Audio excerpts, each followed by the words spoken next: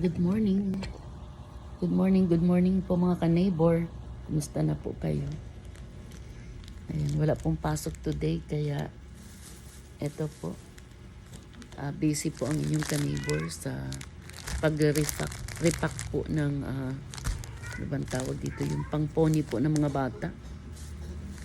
Ayan, ito po yung aking in-order sa Shopee.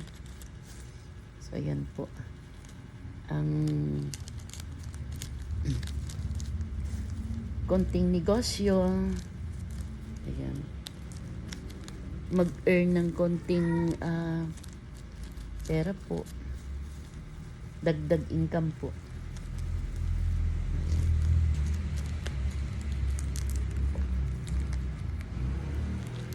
Ito po inaripak ko. Ay, ito po. 5 pesos po. Ba't iba pong kulay? Ayan. Tapos ito po.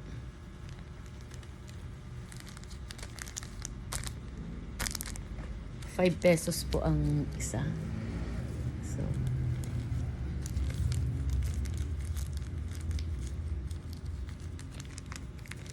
baka gusto nyo pong bumili.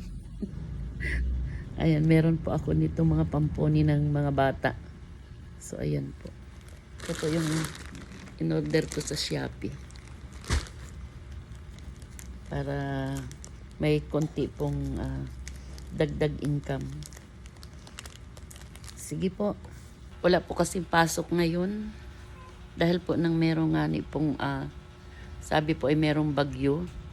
So medyo masama po ang panahon. Kaya dineclare po ng governor namin na wala pong pasok today. Kaya eto po at gumagawa po nga ako nitong mga pamponi sa buhok po. Nagre-repack. Ayan.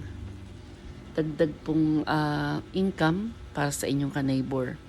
So siguro po kayo ay busy din kasi baka yung iba po ay mga nagalaba kasi ito lang po yung mga pagkakataon na pwedeng maglinis ng bahay, pwedeng maglaba.